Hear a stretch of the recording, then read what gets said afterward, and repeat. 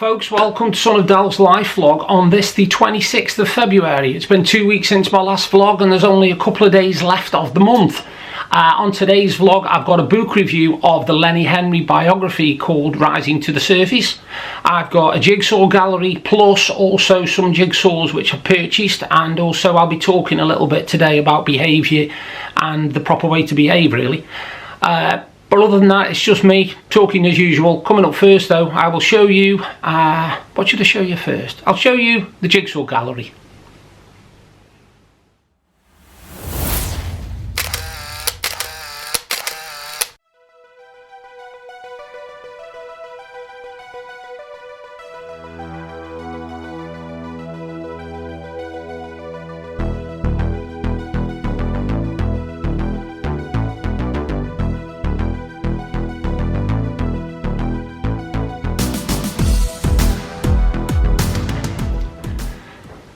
Yeah, as you can see there were a couple of wasgidges, and I've had a couple more. I'll be showing you those in a moment.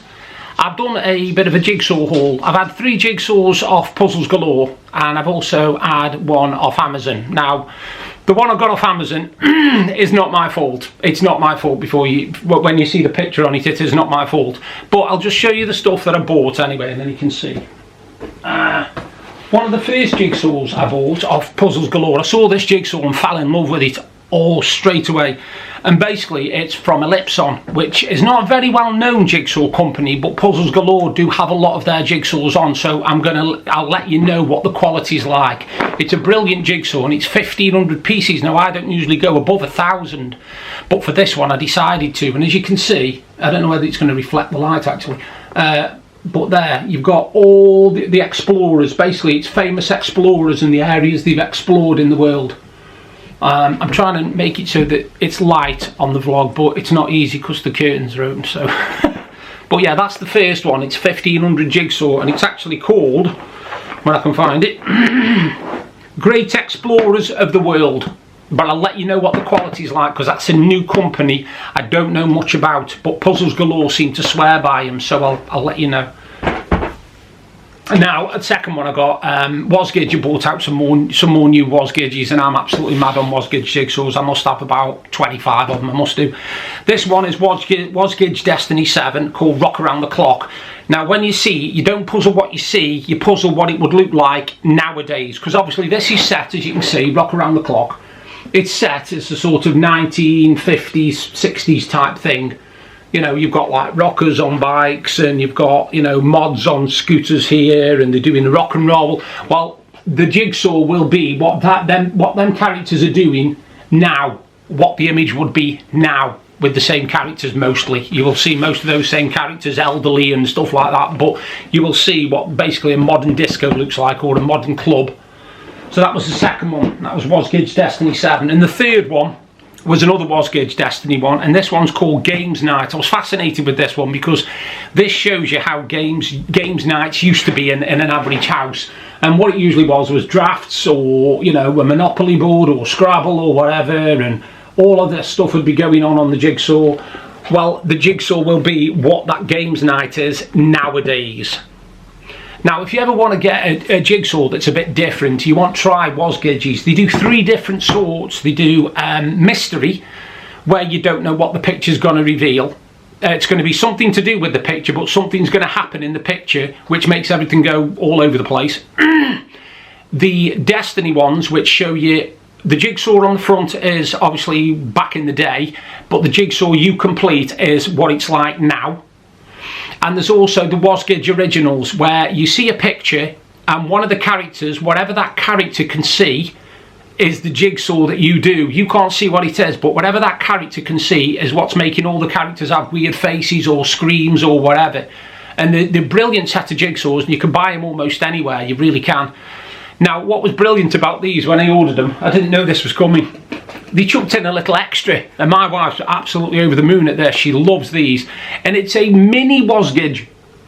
It is a tiny wasgidge. It's called Weed Killer, and it's 54 pieces, and it's basically what this woman here in the red, it's what she can see that's making them all look startled and scared by the look at that. But they chucked that in as a little extra, as a freebie. I didn't know that was coming. So that was a really, really nice thing. And they're usually about £7 or £8 on their own, they are. So it was a nice little gesture, that was. Now, I made the mistake of going on Amazon, and something came up on my wall, and as soon as it came up, Deb said, "You've got to get that, you've got to get that." Now, they're not my usual types of jigsaws, but Deb fell in love with them, so I've got them. There's two 1,000 pieces in one box, and they're actually called Gellinis, I think they're called. Hold on, let me just find out what they're actually called. Yeah, Gellinis. Now, if you have a look at them, they're completely mental. That's the first jigsaw there. They're both 1,000 pieces. That's the first jigsaw, and as you can see, they're like jelly babies, but with faces and stuff. And the second jigsaw coming up is a cut off of the house with all the different Gellinis in the different rooms. Like I said, my wife fell in love with that jigsaw, and I literally had got to buy it as soon as I saw it, so that came the other day as well. Now, while I'm here talking about stuff I bought, there's only one more thing really. You know, I build my Lego bricks, and I bought one that I want to build. I've seen it, it's been on my list for about 6 weeks, but I finally got it because I got some Amazon vouchers, and it's good old Wile E. Coyote and Roadrunner, and I'm looking forward to doing that. It's an official product, as you can see there at the bottom. It's a Looney Tunes official product. It's 2 brickheads. There's one, which is Wile E. Coyote. There you go, Wile E. Coyote, and there's Roadrunner. So I'll be building them at some point on a future vlog. And that is basically what I've been buying, and also my jigsaws for this month.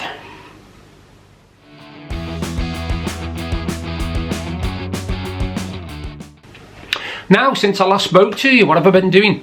Jigsaws, and I've been doing some mobile gaming as well. We've finished season 13 now of Supernatural. We're on season 14, so we're really happy about that.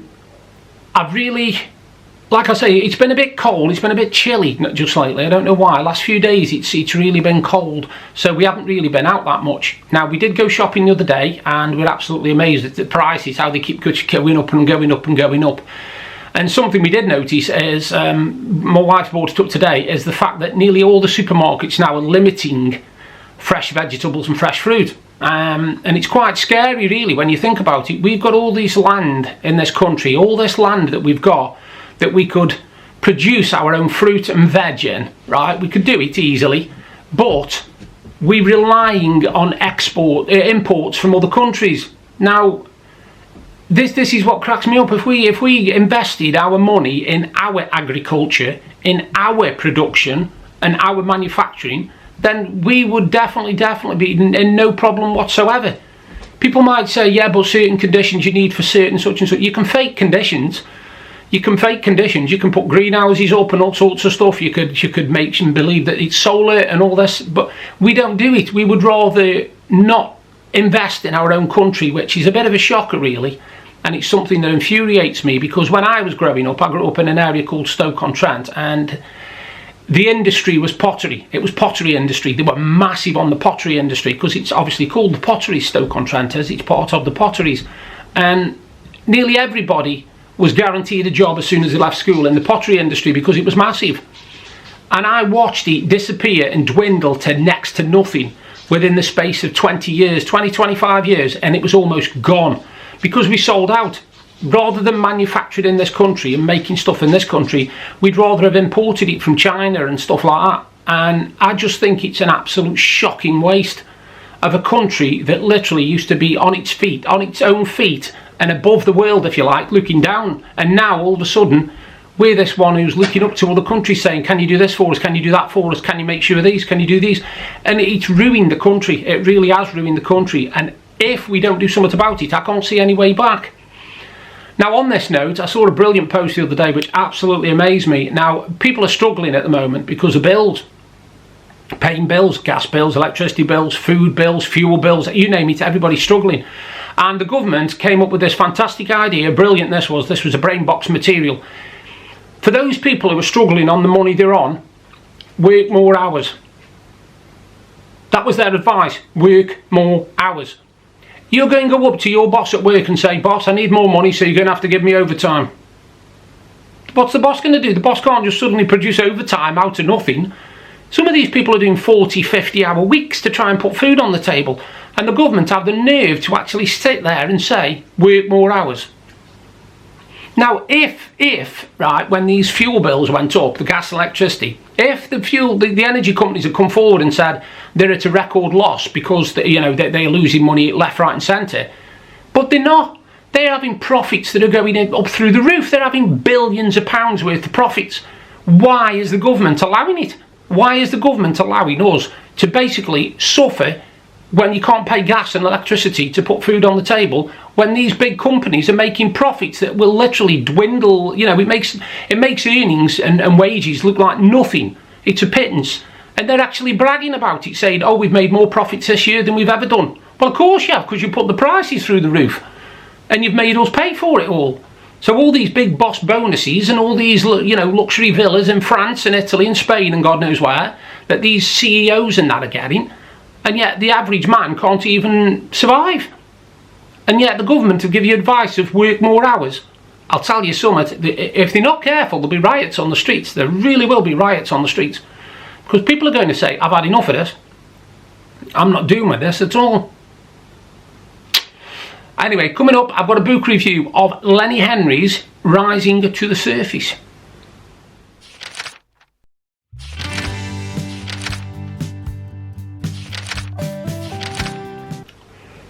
Now, I read Lenny Henry's first biography and I got a signed copy of it, and my wife got me the second one for Christmas, and I enjoyed it, but I'm not going to give it more than 6 out of 10 or 3 out of 5, and I'll tell you why.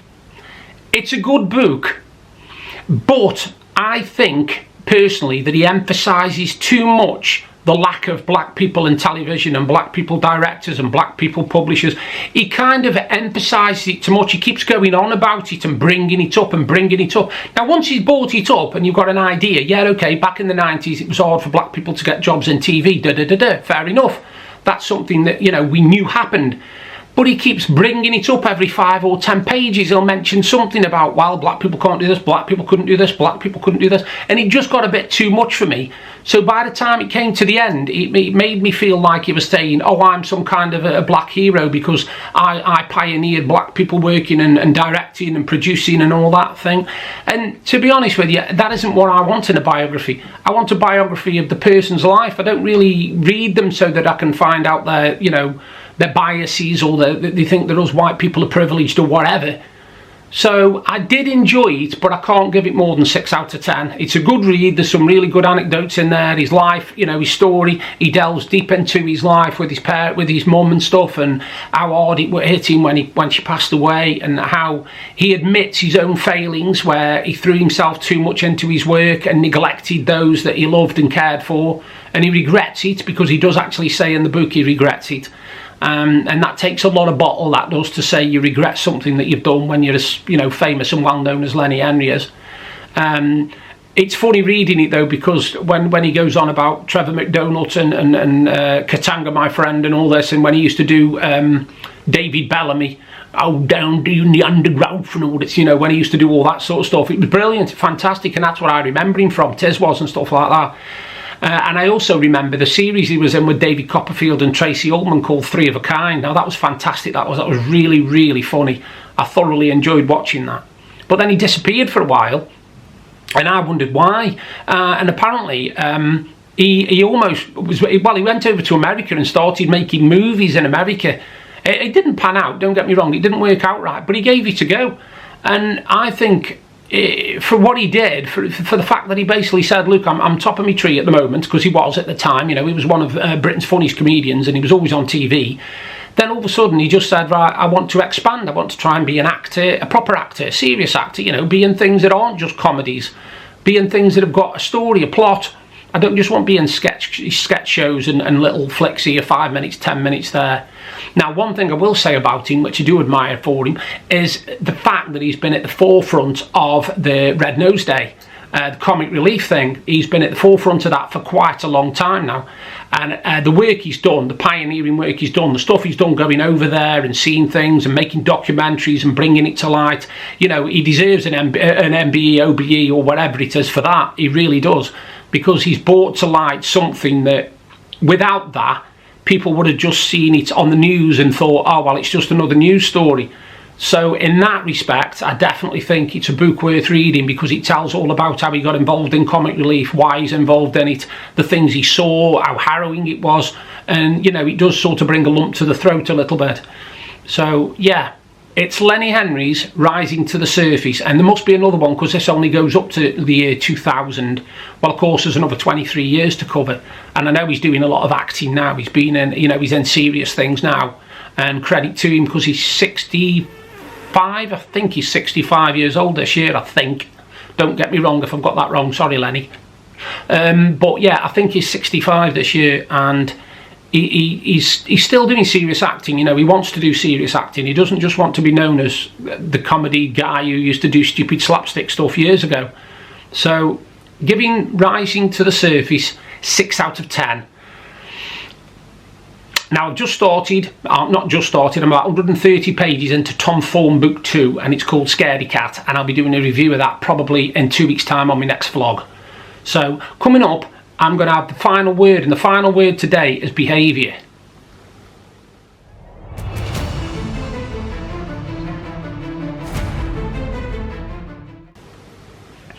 Now you're thinking, what am I on about behaviour? Right. When I was growing up, again, another when I was growing up, when I was a lad, no, when I was growing up in an area where nobody really had anything. Nobody had money. There was no wealthy people. There was nobody like with a salary of about 30,000 or nothing like that. You wouldn't get anything like that where I lived. You wouldn't get nothing like that. But one thing we did have, we knew how to behave in situations. Like if there was a family party, and it was at a really nice place, because me Aunt Pauline used to always hire this Newcastle Town Hall thing for the main parties, and when you were there, because of what you felt about the place, you behaved. You didn't do anything stupid like breaking things or, you know, doing anything that was not behaving. Anyway, I know that as I was growing up, obviously things change and people change, but behaviour shouldn't. Like I say, we knew how to behave. Don't get me wrong, we all acted the goat. Of course we did, we were kids, you know, it's what you do. But I'm not talking about kids misbehaving. I'm not talking about behaviour in the streets and all that kind of stuff, because yeah, that's a bad part of the behaviour. I'm talking about adults' behaviour. Now, I live at Blackpool, right, and we've got a lovely we've got lovely beaches and the 3 piers, South Pier, Central Pier, North Pier, and the lovely span of beaches in between them, and they are beautifully kept. Right, really nicely looked after until tourist season comes. Because once tourist season comes, people invade Blackpool, right? Families just come to Blackpool and they have brilliant holidays. But the majority of them are really good. You can't fault them. But you will get that percentage that seem to think, I'm on holiday, I can behave how I want. I'm on the beach, I can leave all my crap on the beach, what I bought with me. I can leave empty bottles, I can put fag ends out on here, I can leave everything I want. You know, if the kid's been sick, I'll just cover it up. You know, this kind of stuff. They aren't bothered because they don't live here, so they haven't got to do it. Now, if I suddenly got all that litter off the beach, drove down their street and dropped it off outside their house, they'd have a blue fit. They'd go demented at me. Now, this is all leading to behaviour.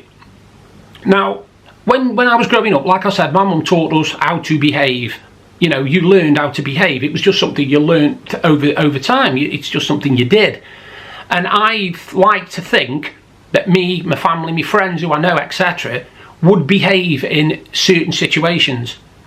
Now, a situation I'm going to bring up is something which is to us is a special. It's a special night. It's a special time out. It's a special occasion, and it's called going to the theatre. Now, me and my wife absolutely loves theatre. She loves musical theatre and all that. She's mental on it, right? And I don't mind going theatre. I've been a few times, see different things. I've seen the Queen tribute, and even though it's a concert, it's still in the theatre. Now, when we are there, we literally get dressed up in our decent clothes, best clothes, you know, decent proper coats and everything, proper leather coats and all that stuff, and, you know, a bit of fragrance on and have my hair done, and because it's a night out, it's a special night out. And when you're there, you behave like you're in a royal palace. Well, I do anyway. You behave like you're in a royal palace. You know, you don't drop anything on the floor because you're thinking, well, hang on, this is a dignified place. This is where people come who appreciate culture. Well, where I grew up, there was no culture. And when I moved to Cobridge, the only culture was 2 kebab shops and a mosque. So I didn't know much about culture.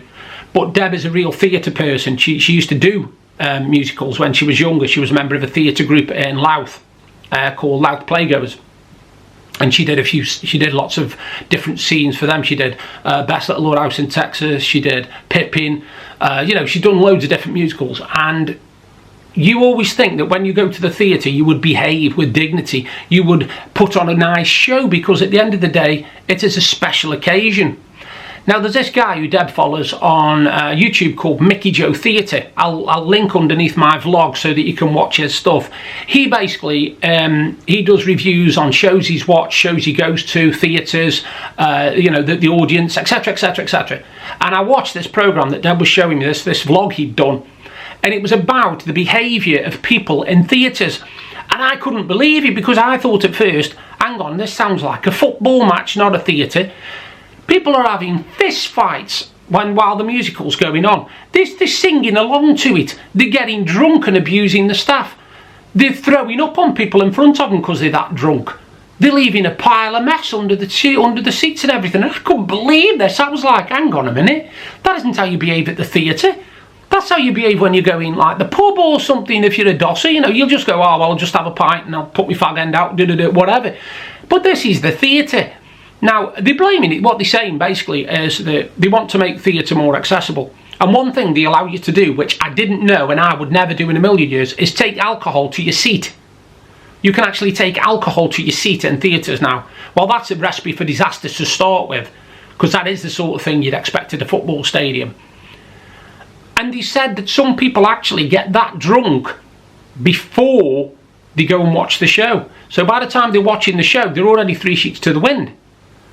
And I just think to myself, well, hang on, if I'm spending the money to go to the theatre and I want a really, really nice time, I'm going to make sure I enjoy that time. That doesn't mean getting ratted before you go in, or after, or during.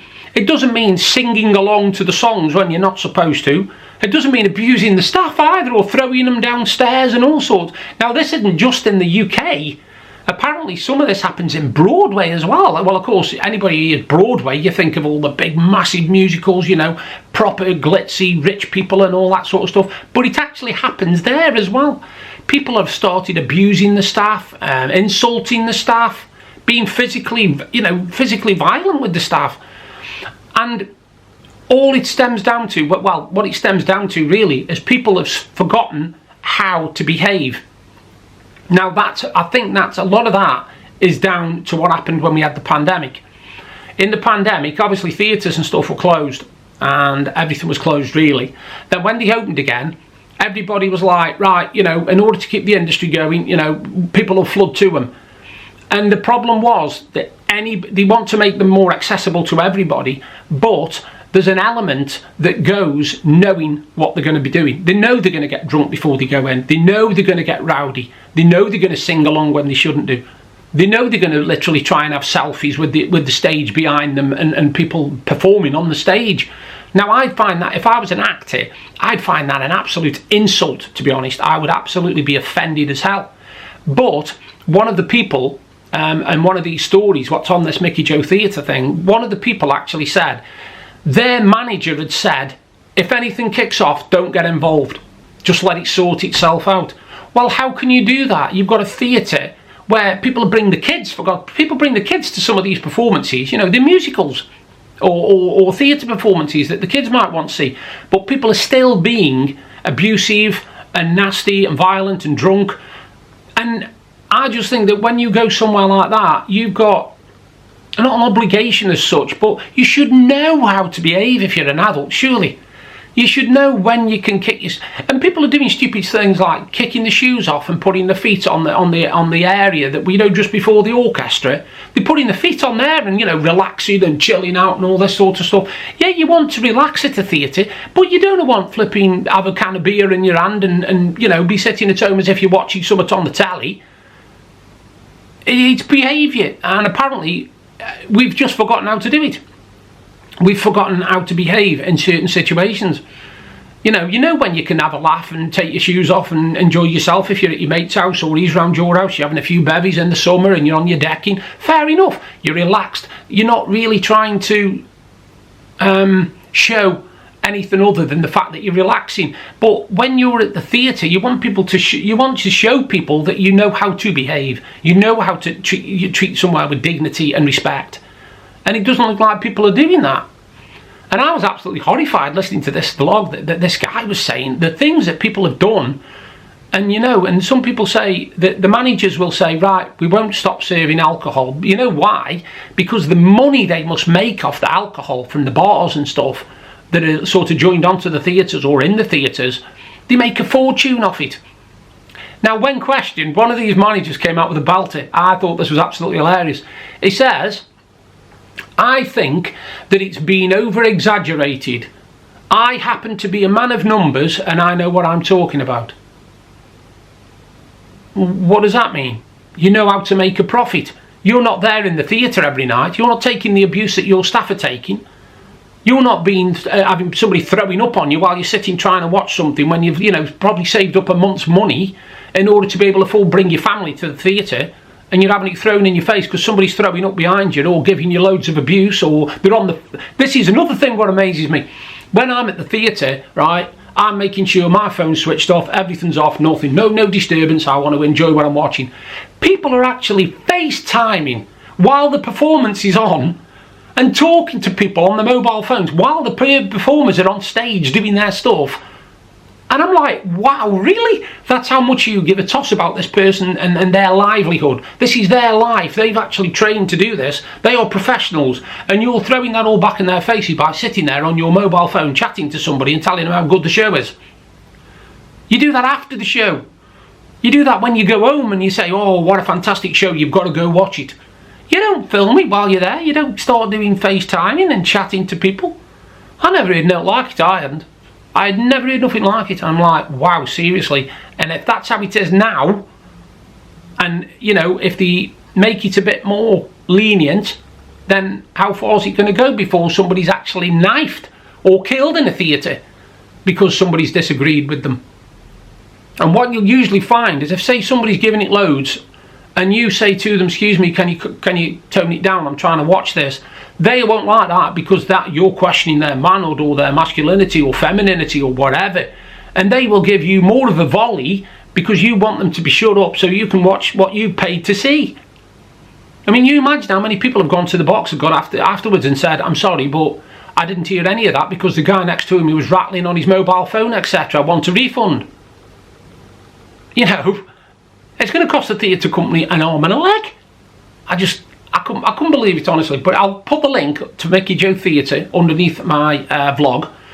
He's got loads of vlogs on there. If you like your musical theatre and your theatre productions, he talks about everything you can possibly think of. And he's an expert at it. He's not like just, you know, going, watching a show and then saying, yeah, this were good, this were crap. He goes into detail on it. My wife really likes his stuff. So that'll be under the vlog. But on that note, I'm going to finish my vlog now. Like I said, next time I speak to you, it'll be in March. Unbelievable. And we'll be almost in spring already. Wow. You all take care. Thank you for watching my vlog. Bye for now.